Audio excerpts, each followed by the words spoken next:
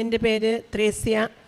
ഞാൻ കോഴിക്കോട് ദേവഗിരി ഇടവകയിൽ നിന്നാണ് വരുന്നത്.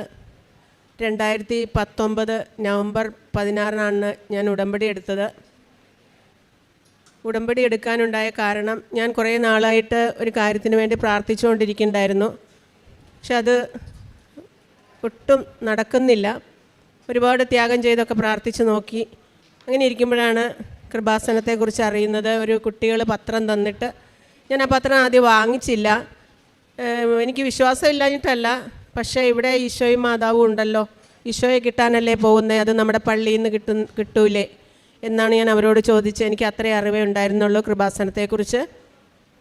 അങ്ങനെ ഇരിക്കുകയാണ് ഞാൻ യൂട്യൂബിൽ പിന്നെ വേറെ ആൾക്കാരും പത്രം തന്നു. ഞാനത് വായിച്ചില്ല. പിന്നീട് വായിക്കാം, സാവധാനം വായിക്കാമെന്ന് കരുതി ഞാൻ ബെഡിൽ കൊണ്ടിട്ടതല്ലാതെ വായിച്ചില്ല. പിന്നീടാണ് യൂട്യൂബിൽ സാക്ഷ്യങ്ങൾ കേട്ട് എനിക്ക് വളരെയധികം സാക്ഷ്യങ്ങൾ ഇഷ്ടമായി. അങ്ങനെയാണ് ബഹുമാനപ്പെട്ട ജോസഫ് അച്ഛൻ്റെ ടോക്ക് ആദ്യം എനിക്കൊന്നും മനസ്സിലായില്ല. അച്ഛൻ്റെ സ്ലാങ്, സംസാരം എനിക്ക് ആദ്യം ഇഷ്ടപ്പെടാത്തതുകൊണ്ട് കുറേ ടോക്കുകൾ ഞാൻ കേൾക്കാതിരുന്നു. പിന്നീട് എപ്പോഴോ ദൈവം എന്നെക്കൊണ്ട്, മാതാവ് എന്നെക്കൊണ്ട് അത് കേൾപ്പിച്ചു. പിന്നീട് എനിക്കത് ഭയങ്കര പ്രചോദനമായി. കാരണം നിത്യജീവിതത്തിൽ, ഞങ്ങളുടെ കുടുംബജീവിതത്തിൽ ഞങ്ങൾ അനുഭവിക്കുന്ന വേദനകളുടെ സൊല്യൂഷനാണ് അച്ഛൻ അവിടെ പറഞ്ഞുകൊണ്ടിരുന്നത്. എനിക്കത് വളരെയധികം ഇഷ്ടമായി. അങ്ങനെ ഞാൻ കൃപാസനത്തിൽ വരാൻ ആഗ്രഹിച്ചു. പക്ഷെ എൻ്റെ ഹസ്ബൻഡിന് ഇതിനൊന്നും താല്പര്യമില്ല. ഞാൻ ഹസ്ബൻഡിൻ്റെ പെങ്ങളുടെ കൂടെ വേറെ പാലായിലൊരു ബന്ധുവിൻ്റെ വീട്ടിൽ പോകുകയെന്നും പറഞ്ഞ് നുണ പറഞ്ഞാണ് കൃപാസനത്തിൽ വന്ന് ഉടമ്പടി എടുത്തത്. ഹസ്ബൻഡിൻ്റെ പെങ്ങൾക്കൊക്കെ അത് പേടിയായിരുന്നു. തിരിച്ചു വന്നു കഴിയുമ്പോൾ വഴക്ക് പറയും. ഞാൻ പറഞ്ഞു, അമ്മയുടെ അടുത്തേക്കല്ലേ പോകുന്നത്, ബാക്കി കാര്യമെല്ലാം അമ്മ നോക്കിക്കോളും, എനിക്ക് നല്ല ബോധ്യമുണ്ട്. ഇങ്ങനെയെല്ലാം തിരിച്ചു ചെന്നപ്പോൾ ഹസ്ബൻഡ് വഴക്കൊന്നും പറഞ്ഞില്ല. ഞാനങ്ങനെ ഉടമ്പടി ഇത് 6ാമത്തെ പുതുക്കുകയാണ്. ഞാൻ ആദ്യം വെച്ച നിയോഗം പരിശുദ്ധാത്മാവിനാൽ നിറഞ്ഞു നയിക്കപ്പെടാനും അമ്മയുടെ സാക്ഷിയായി തീരാനുമാണ്. 2ാമത് വെച്ചത് എൻ്റെ സഹോദരിമാരെല്ലാം ഇവിടെ വന്ന് ഉടമ്പടി എടുത്ത് ദൈവാനുഗ്രഹത്തിൽ ജീവിക്കണം എന്നായിരുന്നു. അതിൽ ഒരാൾക്ക് മാത്രം ഉടമ്പടി എടുക്കാൻ പറ്റിയില്ല. 5ാമത്തെ നിയോഗം പുതുക്കാനായപ്പോൾ എൻ്റെ വരാത്ത അനിയത്തിയുടെ മകനൊരു അത്യാവശ്യം വരികയും ഒരു 6 മാസമായിട്ട് അവൻ പൈൽസിൻ്റെ അസുഖത്തിന് വിഷമിക്കുകയും എമർജൻസി ആയിട്ട് കാണിക്കുകയും ചെയ്തു. അപ്പോൾ ഡോക്ടർ പറഞ്ഞു, മരുന്ന് കഴിച്ചാൽ മാറില്ല, എമർജൻസി ആയിട്ട് സർജറി ചെയ്യണമെന്ന്. എൻ്റെ മനസ്സിലൂടെ ഓടി അമ്മയുടെ അടുത്ത് വന്ന് എന്തായാലും ഈ അനിയത്തി ഉടമ്പടി എടുത്തിട്ടുമില്ല, എൻ്റെ നിയോഗത്തിൽ പൂർത്തിയാകണമെങ്കിൽ എൻ്റെ ഈ അനിയത്തി ഉടമ്പടി എടുക്കണം. അപ്പം ഇവനാണ്, അവനോട് ഞാൻ ഉടമ്പടിയെ കാര്യങ്ങളെല്ലാം പറഞ്ഞു കൊടുത്തു. നീ അത് പാലിക്കുകയാണെങ്കിൽ ഇത് കഴിഞ്ഞിട്ട് നമുക്ക് സർജറി ചെയ്യാം, അമ്മ സുഖപ്പെടുത്തി തന്നില്ലെങ്കിൽ. അങ്ങനെ അവനെ സമ്മതിച്ച് അവനെ കൊണ്ട് ഉടമ്പടി എടുപ്പിച്ചു. ഒരു 2 ആഴ്ചയ്ക്കുള്ളിൽ അവന് കംപ്ലീറ്റ് ഭേദമായി. പിന്നീട് ഡോക്ടറെ അടുത്ത് ചെന്ന് നോക്കുമ്പോൾ എക്സ്റ്റേണൽ പൈൽസ് ആയിരുന്നു, അതില്ല, അതിനൊരു മരുന്ന് മാത്രം മതി, സർജറി വേണ്ടാന്ന് പറഞ്ഞു. അതിൻ്റെ കാര്യങ്ങളും അവനുണ്ടായ അനുഭവങ്ങളെല്ലാം അവൻ പിന്നീട് പറയും. എൻ്റെ ബാക്കി ചെറിയ കാര്യങ്ങൾ അമ്മയോട് പറഞ്ഞു, അമ്മേ വലിയ കാര്യങ്ങൾ എനിക്ക് തരണേ, അൾത്താരയിൽ നിന്ന് സാക്ഷ്യം പറയാൻ എന്ന് ഞാൻ അമ്മയോട് 5ാമത്തെ പറഞ്ഞാണ് പോയത്. 6ാമത്തത് അമ്മ എനിക്ക് അൾത്താരയിൽ സാക്ഷ്യപ്പെടുത്താൻ എൻ്റെ അനിയത്തിയുടെ മകന് ഈ രോഗസൗഖ്യം സർജറി കൂടാതെ നടത്തി തന്ന അമ്മയ്ക്കും തിരുക്കുമാരനും 1000 നന്ദി പറയുന്നു. അതുപോലെ തന്നെ എൻ്റെ ഒരുപാട് നേർച്ച വസ്തുക്കൾ വഴി എനിക്ക് ഒരുപാട് സൗഖ്യങ്ങൾ ഞാൻ കൊടുക്കുന്നവർക്കും എനിക്കും പേഴ്സണലായിട്ട് ഞാൻ ഒരുപാട് അറിഞ്ഞിട്ടുണ്ട്. അതൊന്നും പറയാൻ ഇവിടെ നേരമില്ല. ഒരെണ്ണം മാത്രം, 27 വർഷമായിട്ട് ആസ്മയുടെ രോഗം ഉണ്ടായിരുന്ന എൻ്റെ സഹപ്രവർത്തകർക്ക് ഒരൊറ്റ പ്രാവശ്യത്തെ ഉടമ്പടി നേർച്ച വസ്തു കൊടുത്തതിൻ്റെ ഫലമായി ആ നിമിഷം തന്നെ രോഗസൗഖ്യം കിട്ടുകയും പിന്നീട് അവർ വന്ന് ഇവിടെ നിന്ന് ഉടമ്പടി എടുക്കുകയും എഴുതി കൊടുക്കുകയും ചെയ്തു.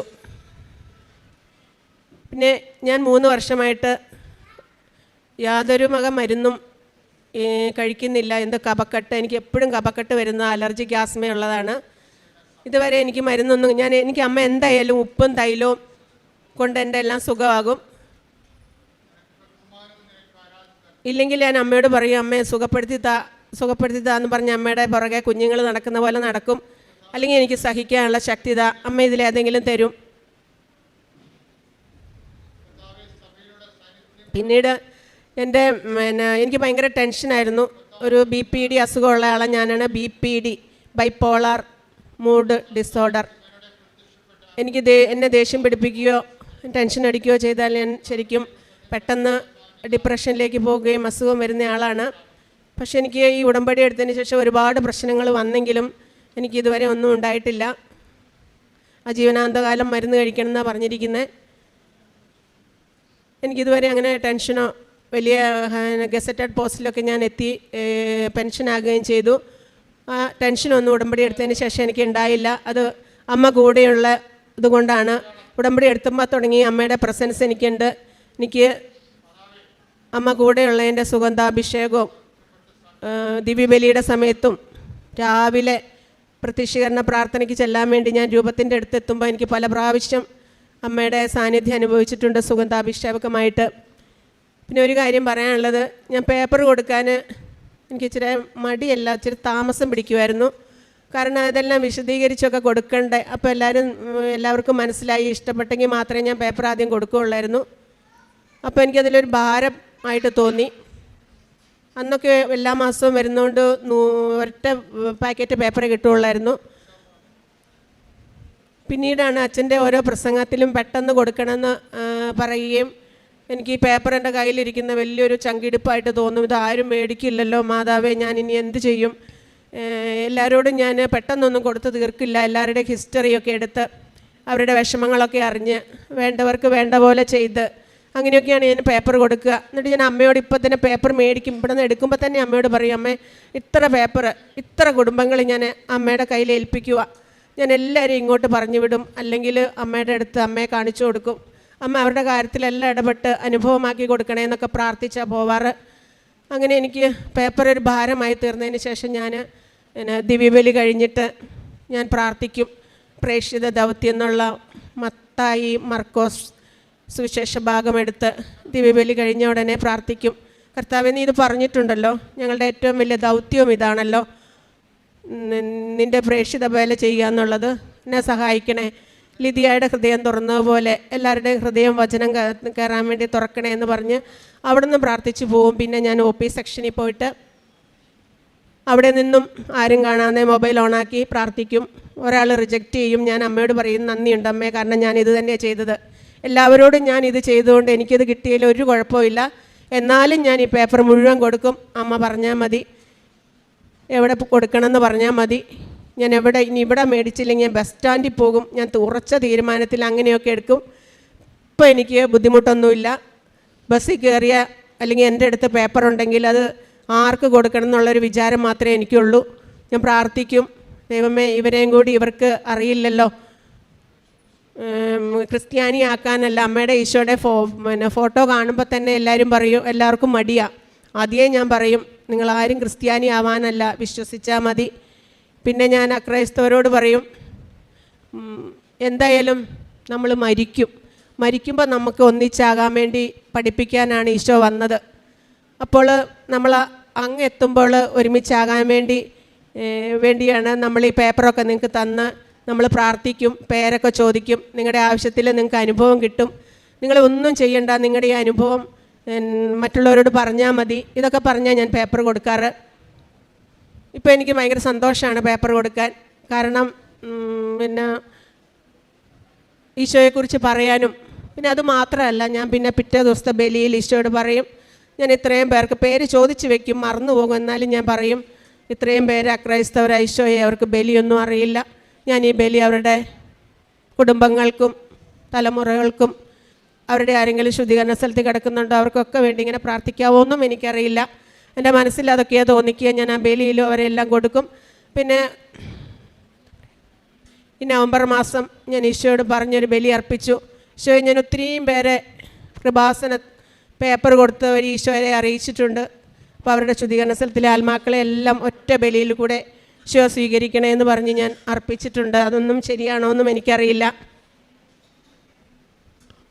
പിന്നെ ഇനിയും ഞാൻ ആദ്യം എൻ്റെ നിയോഗം വെച്ചതിൽ മെയിൻ 3 കാര്യങ്ങൾ എനിക്ക് നടക്കാനുണ്ട്. ഞാൻ ഇനിയും സാക്ഷ്യം, ഇനിയും വലിയ സാക്ഷ്യം കൊണ്ട് ഈ അൾത്താരയിൽ വരാൻ അമ്മ എന്നെ അനുഗ്രഹിക്കുമെന്ന് ഞാൻ വിശ്വസിക്കുന്നു.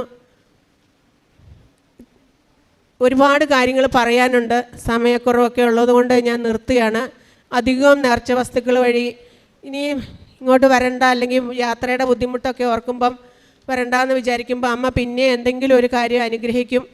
പിന്നെ എനിക്കതുമല്ല, ജീവനാന്തം മുഴുവനും അമ്മയുടെ കൂടെ ആയിരിക്കണം, ഉടമ്പടിയിലായിരിക്കണം, അതൊരാഗ്രഹമുണ്ട്.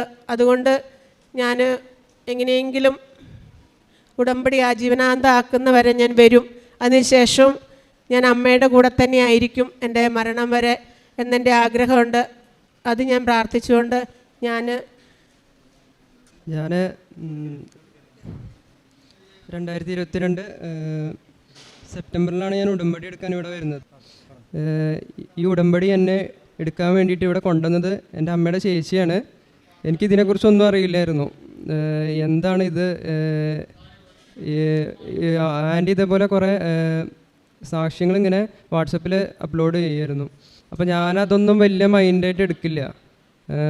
അത് ജസ്റ്റ് റീഡ് ചെയ്യും, എന്നിട്ട് ഞാനത് ഓപ്പണായി കാണില്ല. ചിലപ്പോൾ സ്കിപ്പ് ചെയ്തിട്ട് ഇതൊക്കെ എന്താണ് അങ്ങനെ പറഞ്ഞ് ഞാൻ അങ്ങനെ വല്ലാതെ അങ്ങോട്ട് അടുക്കില്ലായിരുന്നു. ഇതേപോലെ ഒരു ദിവസം എനിക്ക് പൈൽസിൻ്റെ ഒരു അസുഖം വന്നതിനാലാണ് ഞാൻ കൂടുതലായിട്ട് ഇതിലേക്ക് എനിക്ക് വിശ്വാസമായത്. പെട്ടെന്ന് എമർജൻസി ആയിട്ട് സർജറി ചെയ്യണമെന്ന് പറഞ്ഞുകൊണ്ട് ഹോസ്പിറ്റലിലോട്ട് പോയപ്പോൾ കോഴിക്കോട് മെഡിക്കൽ കോളേജിൽ ചെന്ന് എമർജൻസി ആയിട്ട് സർജറിക്ക് പറഞ്ഞതായിരുന്നു. അപ്പോൾ ആൻറ്റി പറഞ്ഞു നമുക്കൊന്ന് വേണമെന്നുണ്ടെങ്കിൽ കൃപാസനത്തിലൊന്ന് പോയിട്ട് നമുക്ക് ചെയ്യാം എന്ന് പറഞ്ഞു. അപ്പോൾ ഞാൻ ഓക്കെ എന്ന് പറഞ്ഞു. അങ്ങനെ അവിടുന്ന് പോന്നു. ഇവിടെ വന്നിട്ട് ഞാൻ ശരിക്കും പ്രാർത്ഥിച്ചു. പിന്നെ അപ്പം തന്നെ എനിക്ക് സൗഖ്യം തുടങ്ങി. പിന്നെ വീട്ടിൽ നിന്ന് ഞാൻ എന്നും രാവിലെ എഴുന്നേറ്റുള്ള കറക്റ്റായിട്ടുള്ള പ്രാർത്ഥനയും കാര്യങ്ങളുമായിട്ട് അങ്ങനെ ഉപവാസമൊക്കെ ആയിട്ട് അങ്ങനെ കറക്റ്റായിട്ട് കീപ്പ് ചെയ്ത് പോയി. പിന്നെ 2 ആഴ്ച കഴിഞ്ഞപ്പോൾ എന്നോട് പറഞ്ഞു നമുക്കൊന്നും കൂടി പോയിട്ട് ഒന്ന് കാണിക്കണം എന്ന് പറഞ്ഞു. അങ്ങനെ കാണിക്കാൻ വേണ്ടി പോയപ്പോൾ പൂർണ്ണമായിട്ട് ഫുള്ള് ക്ലിയറായി. അതേപോലെ തന്നെ വീട്ടിൽ ഞാൻ അമ്മ പറയണതൊന്നും അങ്ങനെ അനുസരിക്കുന്നുണ്ടായില്ല.